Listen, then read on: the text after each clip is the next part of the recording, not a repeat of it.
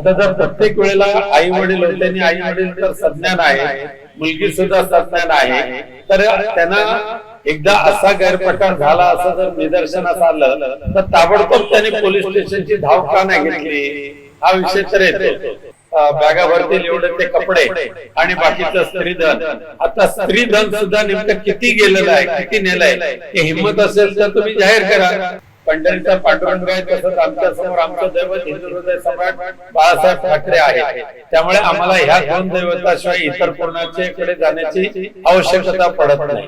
राऊत साहेब, खरं तर कालपासून ज्या पद्धतीने आपल्या घरातलाच विषय आहे आणि आपल्या ज्या सुनबाई आहेत या कोर्टात दाखल केलेल्या, त्यांनी आपल्यावर गुन्हा देखील दाखल केलेला आहे. त्याचबरोबर आपण काल जे आरोप केलेले आहेत ते आरोप देखील त्यांनी फेटाळून लावलेले. बघा, ज्यांना वायफळ बडबड करायची असते, पूर्वग्रह दूषित ठेवून कोणाच्या तरी सांगण्यावरून अशा पद्धतीने बदनामी करण्याची भाषा करायची असते, ते अशा पद्धतीने मी ह्या त्यांनी दिलेल्या पेपरच्या आधारे बोललेलो आहे, त्याच्यामध्ये बाहेरचं काहीच नाही बोललेलो आहे मी. त्यामुळे त्यांच्या या वायफळ बोलण्याकडे मला लक्ष देण्याची आवश्यकताच नाही. त्यांची स्वतःची जी तक्रार आहे त्या तक्रारीमध्ये त्यांनी लिहिलेलं आहे की ह्या प्रत्येक वेळेला मला भीती वाटत असं मी नेहमी माझे आई वडिलांना सोबत घेऊन ठेवत होते. आता जर प्रत्येक वेळेला आई वडील होते आणि आई वडील तर सज्ञान आहेत, मुलगी सुद्धा सज्ञान आहे, तर त्यांना एकदा असा गैरप्रकार झाला असं जर निदर्शनास आलं तर ताबडतोब त्यांनी पोलीस स्टेशनची धाव का नाही घेतली हा विषय तर येतो. दुसरं म्हणजे इथे त्यांनी स्पष्ट लिहिलेलं आहे या त्यांच्या तक्रारीमध्ये, मी 29 डिसेंबर 2023 रोजी स्वतःहून माहेरी गेलेली आहे. जाताना मला डॉक्टरने सांगितलं म्हणून माझं स्त्रीधन जे आहे त्या सहित घेऊन गेलेले आहे. म्हणजे जाताना 10 ते 12 बॅगा भरतील एवढे ते कपडे आणि बाकीचं स्त्रीधन. आता स्त्रीधन सुद्धा नेमकं किती गेलेलं आहे, किती नेलंय हे हिंमत असेल तर तुम्ही जाहीर करा. येताना सासरी येताना स्त्रीधन किती आणलं आणि घेऊन जाताना किती घेऊन गेला ते जाहीर करा. पण आम्हाला एकदा दिलं ना दिलं त्याच्यामध्ये आम्हाला काही पडायचं नाहीये. ठीक आहे, तिच्या नशिबात होतं तेवढं तिला स्त्रीधन मिळालेलं आहे, त्यांना आम्हाला त्याच्यामध्ये काय ते उकळून काढायचं नाही. करायचं खूप मोठी लिस्ट वाचून दाखवेन, पण ठीक आहे, तिला जे मिळालं त्याच्यात त्याने सुखी राहावं. पण एक मात्र नक्की आहे की ज्या पद्धतीने त्यांची चर्चा आमच्या वकील महोदयांशी चालू होत होती तर प्रत्येक वेळेला डिमांड त्यांचं दुपटीने वाढत होतं. सुरुवातीचं 2 करोडचं डिमांड होतं. 3 बेडरूमचा फ्लॅट तर कायम राहिलेला आहे, ऑटोमॅटिक कार कायम राहिलेला आहे. 2च्या नंतर डायरेक्ट 5 करोडवर आलं आणि 5 करोडवरच्या नंतर ह्याच याच्यामध्ये तिने जे दिलंय काल जे वाचून दाखवलेलं आहे 10 करोड रुपये. 2 करोड पुन्हा पाहिजे तर हवं असेल तर मी वाचून दाखवतो.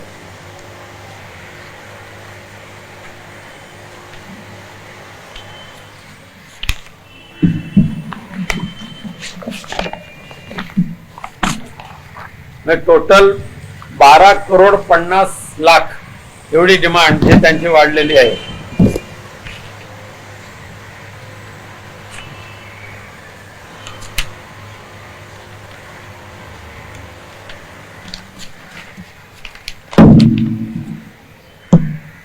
$50 लाख, 5 लाख दर महिन्याचे 5 लाख रुपये, 50 लाख एक रकमी, 10 करोड एक रकमी, पुन्हा 2 करोड एक रकमी आणि प्लस दरमहा भाडं 1 लाख रुपये.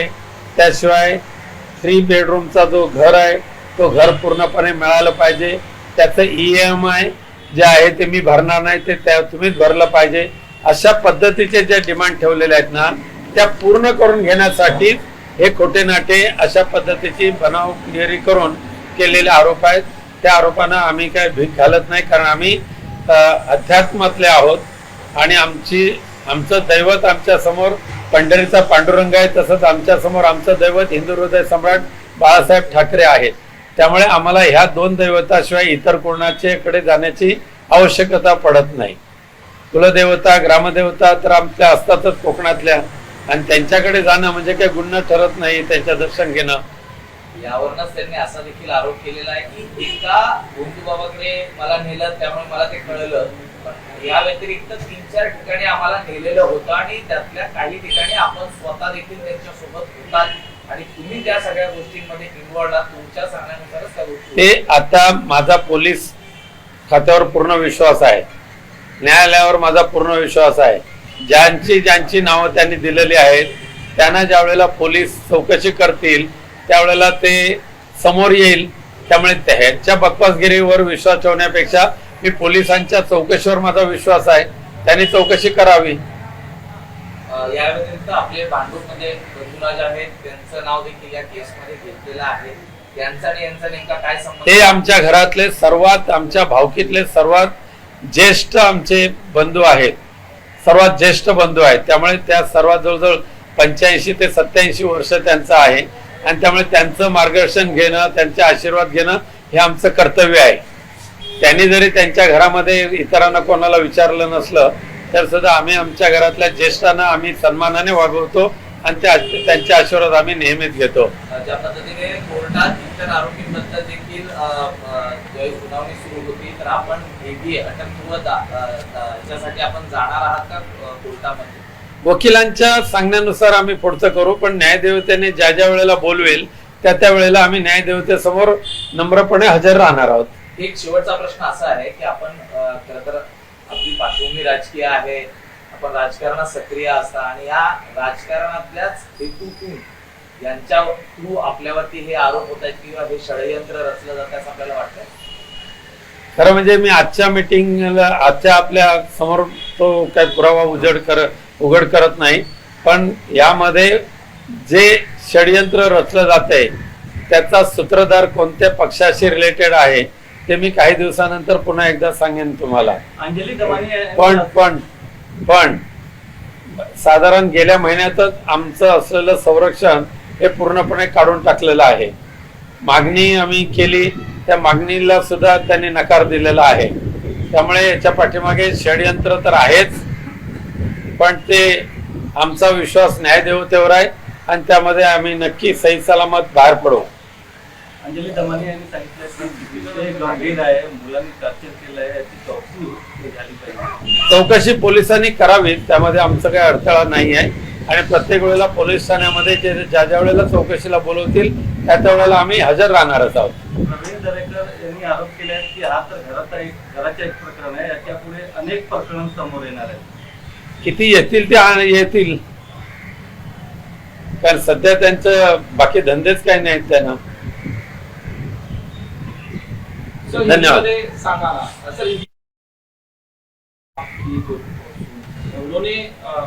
नहीं, कल वैसा तो मैंने पूरी तरीके से बात की है आपके साथ, लेकिन आप शायद नहीं थे. जिस तरीके से जो इल्जाम लगाया गया है वो सारासार झूठा है, हमें हमारी बदनामी करने वाला है, हमें कहाँ ना कहाँ परेशानी देने के लिए किया है. जो गिरिजा है वो 29 दिसंबर 2023 से घर छोड़कर खुद के मन से वहाँ गई है. उसके बाद अभी तक उनका और हमारे घर का कुछ संबंध रहा नहीं है. उसके बाद ये जो आरोप कर रहे हैं वो आरोप 2018 से 2022 के बीच में का है. और मेरा प्रश्न एक है, उन्होंने जो खुद लिखा है उसके ऊपर ही मैं बोल रहा हूँ, बाकी मेरे दिल का कुछ नहीं बोल रहा हूँ. ये सारे आरोप करते हुए उन्होंने कहा कि हर बार मैं मेरे माँ और मेरे पिताजी को साथ में लेकर जाता था. अगर मैं कोई भोंदू बाबा के पास जाकर उनके ऊपर कुछ ऐसा जबरदस्ती या कुछ गलत तरीके से आरोप कर्म करता था तो उनके माँ और उनके पिताजी साथ में रहते थे. उन्होंने तुरंत पुलिस थाने में शिकायत दर्ज क्यों नहीं की?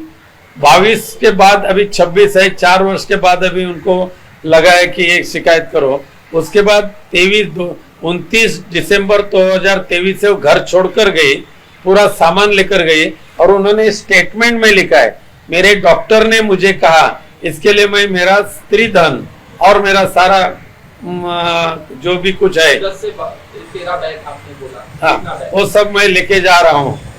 हमने उसके लिए उसको एक सिंगल वर्ड से पूछा नहीं ये क्या क्या लेके जा रहा है, वो हमें दिखाओ, ये भी हम लोगों ने इतने पूछा। हम बोला ठीक है, जो उसके नसीब में था वो सब लेकर गया, हमें उसके पास कुछ देखना नहीं।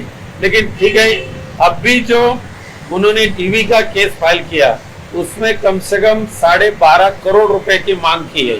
लेकिन उसके पहले भी पहली जो उनके डिस्कशन हुआ था उसमें 5 करोड़ और एक जो मध्यस्थ है उसके लिए 2 करोड़ की मांग की थी। 3 बेडरूम किचन का मांग की थी, एक automatic car not less than 20 lakh उसकी मांग की थी। टेरेस फ्लैट चाहिए था, वो भी थाना या बोरीवली में चाहिए था, ऐसी मांग की थी। उसके बाद इसके लिए हमने ना बोले तो उसके बाद उन्होंने डीवी में 12.5 करोड़ रुपए की मांग की है। साथ साथ में 3 बेडरूम किचन की भी मांग की है। साथ साथ में हर महीने में 1 लाख और उसका रेंट होना चाहिए, वो भी मांग की है। साथ में हमारे बेटा जो है मेरा गितेश, उसका घर का जो घर है उसके ऊपर लोन है, वो फ्लैट उसे मिले, लेकिन लोन की EMI वो गितेश ने भरनी चाहिए।